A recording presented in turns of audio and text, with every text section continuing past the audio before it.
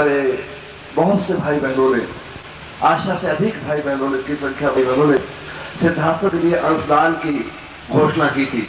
उनमें से कुछ लोग यहाँ पर लेकर आए हैं, शायद नगद के रूप में भी और ड्राफ्ट के रूप में भी। तो अभी सामान्य दीक्षा होगी, उसके बाद शक्तिपात दीक्षा होगी, लेकिन शक्तिपात दीक्षा के बाद तुरंत उसी क्रम में जो भी 2-4 लोग हैं वो आ जाएंगे, परम पूज्य गुरुदेव के चरणों प्रस्तुत कर देंगे।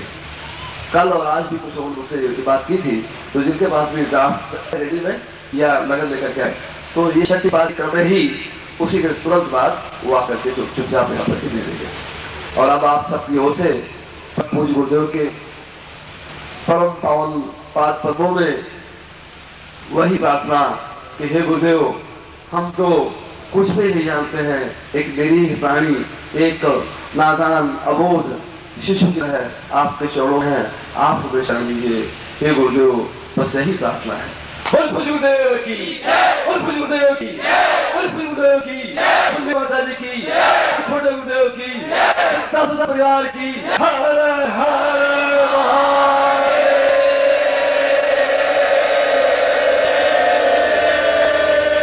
महादेव। दीक्षा सतांगी प्रभवे प्रसू आत्मो बिंदु भवतां भवमेव रुद्र सर्वो सदैवे प्रणतां शिवेतु। हमारे उपनिषद तैत्तरीय उपनिषद एक महत्वपूर्ण ग्रंथ है और उसमें पूरा एक अध्याय दीक्षा क्रम के बारे में है। दीक्षा क्रम कोई आज या कल का कोई उदाहरण नहीं है, ये तो ऋग्वेद के प्राचीन काल से लगा करके और वैदिक सभ्यता से लगा करके आज तक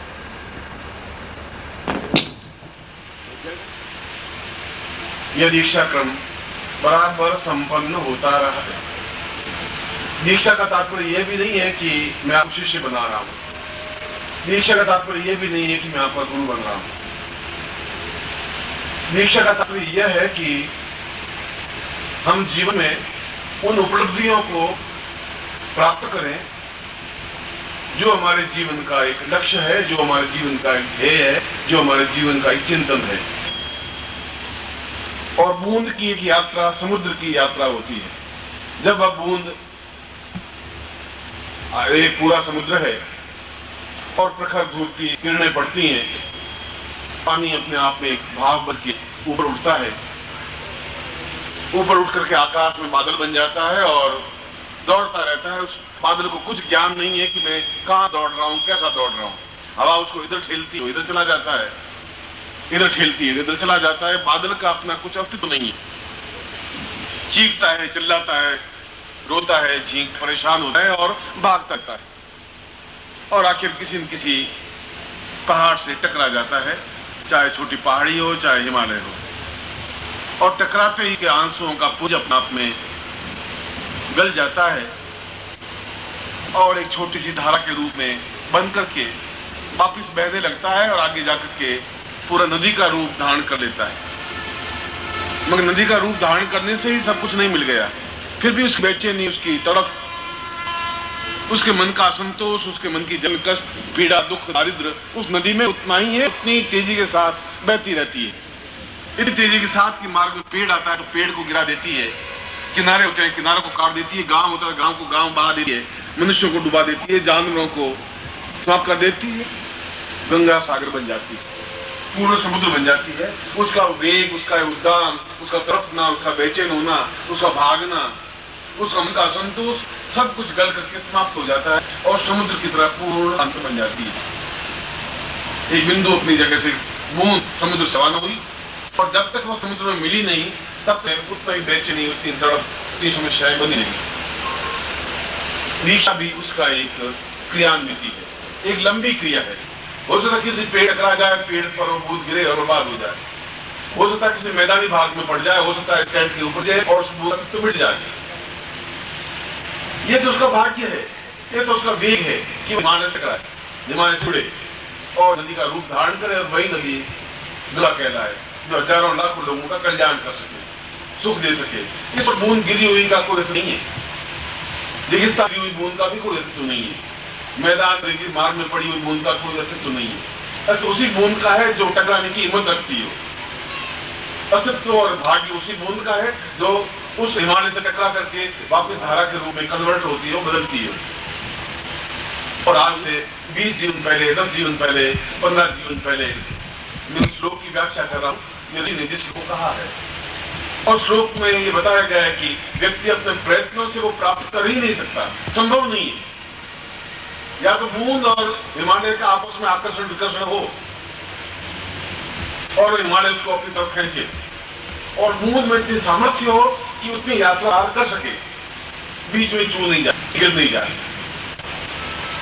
आज 10 दिन पहले भी तुम्हारी एक बूंद उठी जीवन की, उस पूर्ण तक समुद्र तक पहुंचने की, मैं समुद्र बन सकूं, गंगा सागर बन सकूं, एक ऐसी नदी बन सकूं जहां मैं लोगों का कल्याण करूं। अपने लिए जीते हैं ये तो पशु हैं, जो अपने बेटों के लिए जीते हैं वो केवल पक्षी। आपने देखा होगा चिड़िया दाना चुन करके आती है और फिर दाना लेकर के आती है, और बहुत छोटे छोटे बच्चे जो उसके घोंसले में होते हैं उसका मुंह खोल के अपने दाने उसमें डाल के रखती है, क्योंकि उसका जीवन 10 ज्यादा अपने से आगे बच्चों तक पहुंचा है। हंस नहीं बन सके, हंस प्रकाश अपने बच्चों की परवरिश नहीं करता है, उसको जरूरत नहीं है, उसको विश्वास है कि अपने आप उड़ेंगे, ये भोगले नहीं है। जब हंस की क्षमता है तो उसके उड़ने की क्षमता है। एक कौवा बहुत उड़ रहा था और कभी पंखों को झपटा ऐसे, कभी ऊंचा उठता, फिर नीचे गिरता, फिर पंखों को फड़फड़ाता और चलता, पास में हंस भी उड़ रहा था।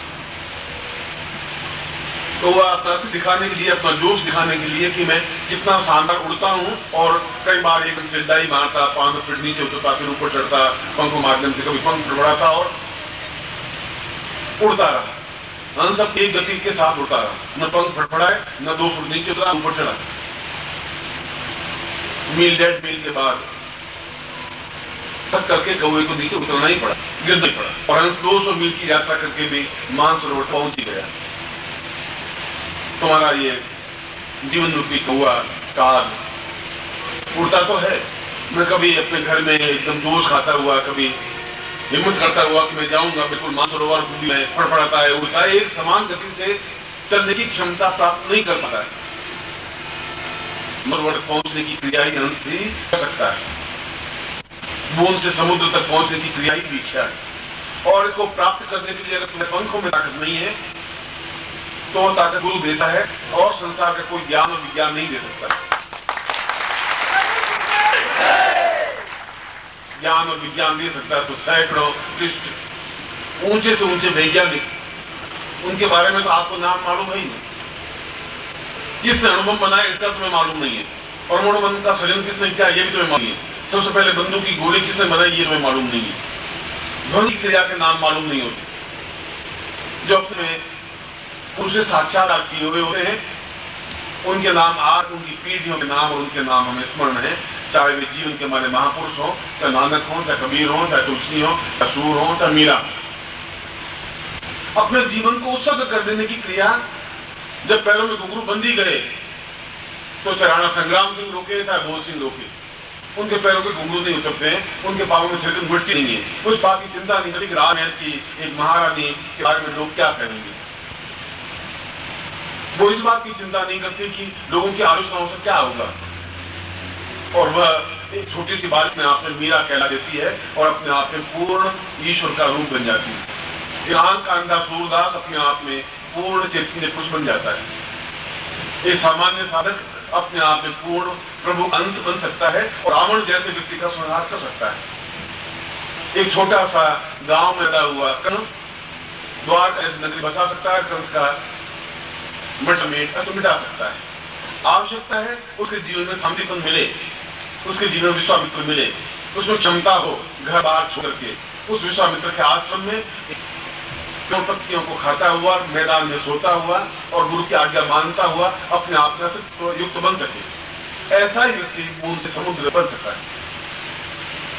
और इसको अगर बिल्कुल भौतिक जीवन में उदाहरण देकर समझाऊं, उस श्लोक का चौथा चरण कि यदि इतना जीवन का विस्तार नहीं है जितना वैदिक काल में था कि विश्वामित्र 2000 वर्षों तक वशिष्ठ रघु के समय में कुलगुरु थे और उसकी 8वीं पीढ़ी आके दशरथ पैदा हुए, 8 पीढ़ियों के बाद उनके कुलगुरु भी वशिष्ठ ही थे। राम के कुलगुरु भी वशिष्ठ थे, जो 11-11, 12-12 पीढ़ियां जो राजा